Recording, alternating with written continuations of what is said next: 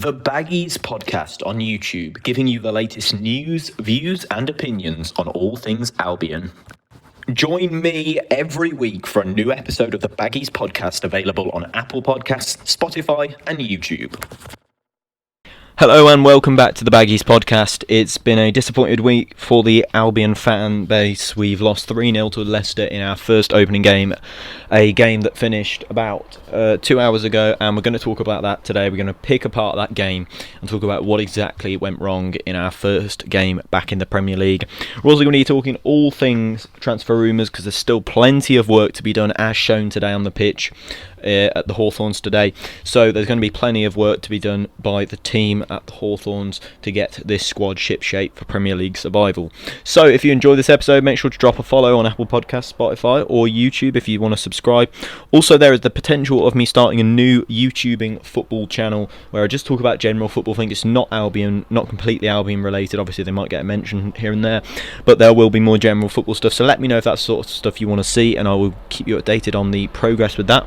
But without further ado, you guys have been getting involved in this episode as well, giving me your pros and cons from today's game. So if you enjoy the video and if you enjoy the podcast, make sure you drop a follow on all of the respective podcast platforms. So let's get straight into it. So there's plenty to discuss in this week's episode of the Baggies Podcast. So I guess there's only really one place to start, and that is with our game today against Leicester City. Poor performance all round from the Albion. So we'll start going through it. We'll go through it event by event, I guess. It wasn't the best game in the end from the Albion. We didn't really pose much of a threat to Leicester's goal. We didn't really look like we were going to score or get a result. Well, the only way we would have got a result, I feel, is if we'd have stopped them scoring, and that is against a very good side like Leicester is hard, because they've got some fantastic players. You know, don't let the fact that a few of the better players were out injured and suspended. So Johnny Evans was suspended, Ricardo Pereira was suspended, Maddison only fit enough for the bench. Don't let that escape the fact that they still have some fantastic players in their side. They had Jamie Vardy, Harvey Barnes. We know all about Harvey Barnes' quality. So don't let that escape the fact that there were some really good players on the bench. But let's start with the running order of events. The how things played out in the game. So we started off brightly. I'd say the first 25 minutes we looked pretty in control, pretty stable, looked like we were holding our own. We got to half time, and I think Leicester came out. They had a bit of a kick up the backside at half time, and they came out, and after 56 minutes Timothy Castagne scored a goal, and Dennis Pratt crossed it over and he headed it in at the back post. And then we continued to play okay. We continued to hold off the Leicester's good play and stuff like that, until Carl Bartley decided to push Vardy over, and the referee gave an advantage and then gave the penalty. Vardy then stepped up and made it 2-0. Then Jamie Vardy made it 3-0 after O'Shea tripped James Justin inside the box, and Jamie Vardy scored again. So there's 3-0. All of those goals were preventable. I mean, you look at Romain Sawyers for that first goal. The ball was looped up in the air and somebody cleared it, and he just sort of stared at it as it was coming down, and looked at the sun and thought, I think he thought the sun was too bright to go for that. I mean, he is a professional footballer, and he looked incapable of looking up.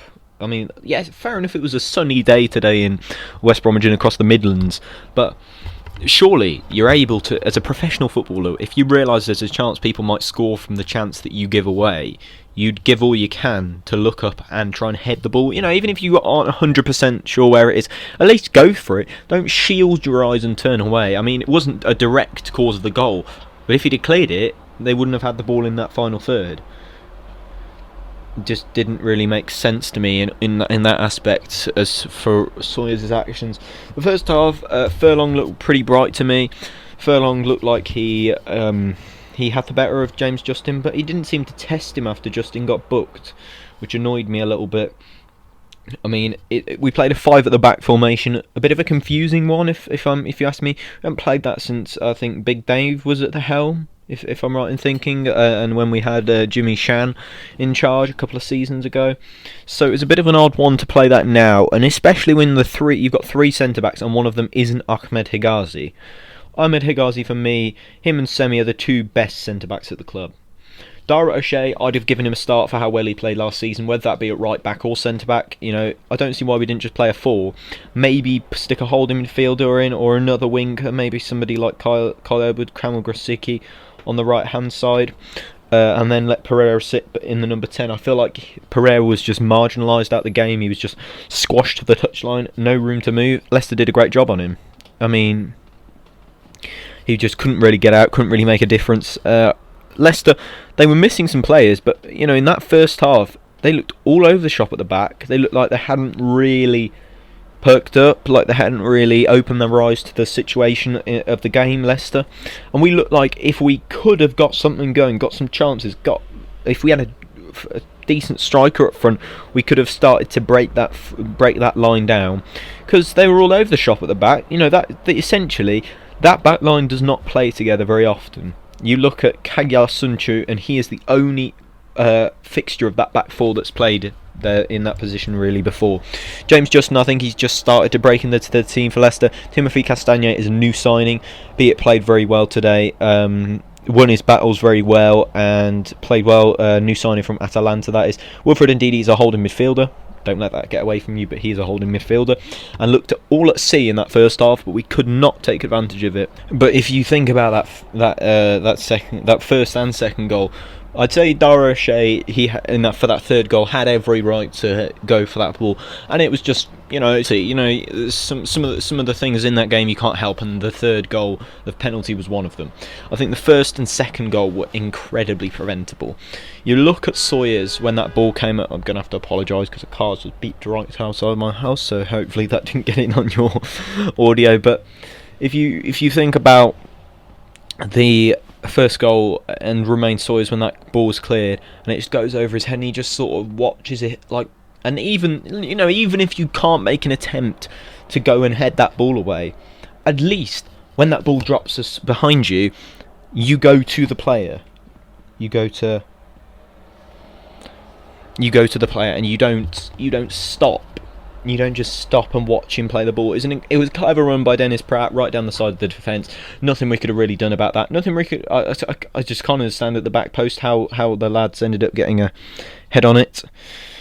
There were 3 players of ours at the back post: Semi Ajayi, Carl Bartley, and I think there was the lad Kieran Gibbs as well there. So surely if there are those 3 players at the back post and only one player, be it the same sort of height as Gibbs. Castagne is not a big player. He's very small.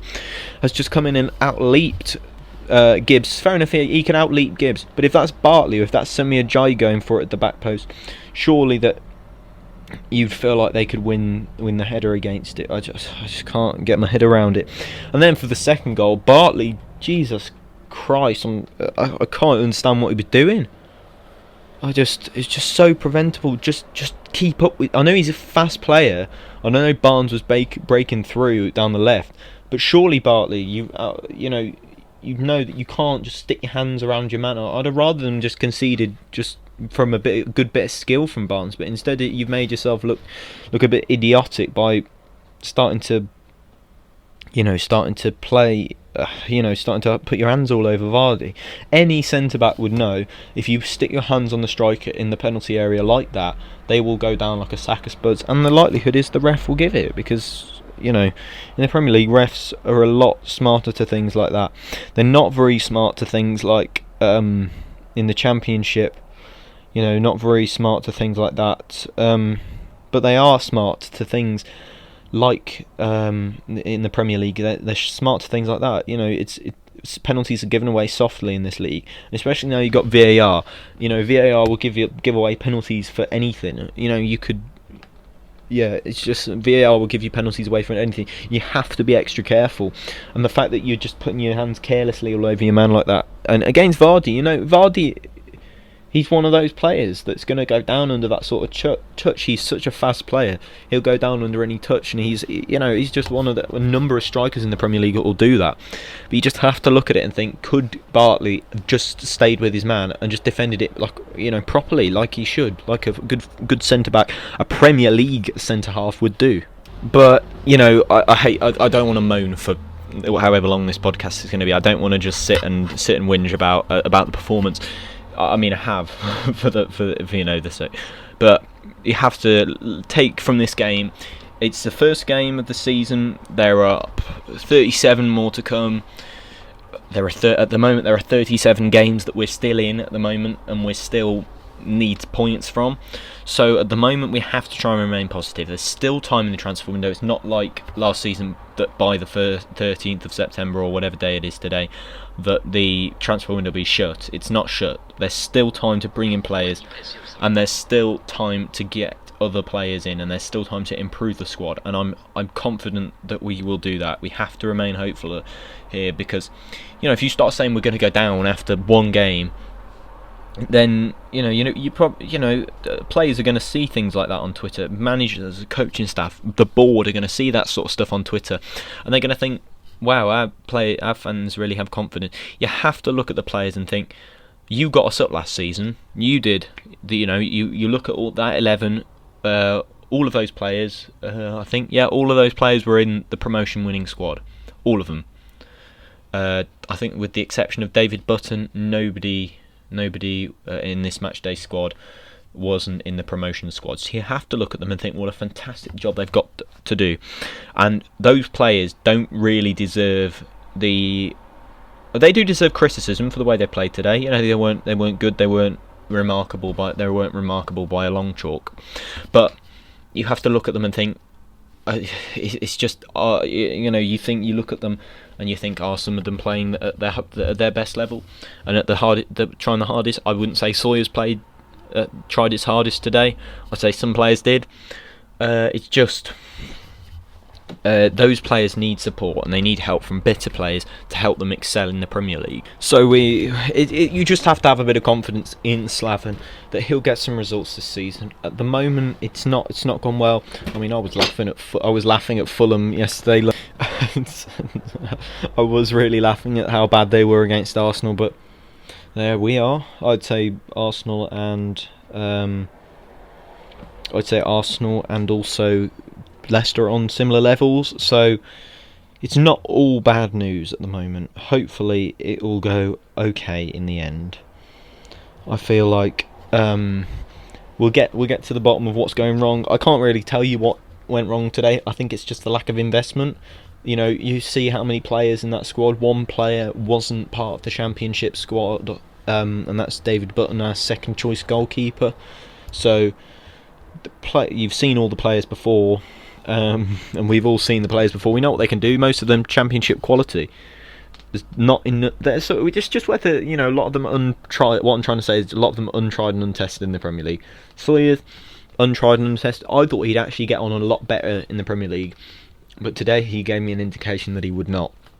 I was upset to see Field wasn't on the bench. There were talks of him starting. I would have probably, if it's up to Slaven obviously if he feels he's ready to give him a go, but if not, then it's just been nice. It would have been nice to see Field start. Obviously, I'm a big advocate of him. I've always liked his game. I've always liked how tidy he is.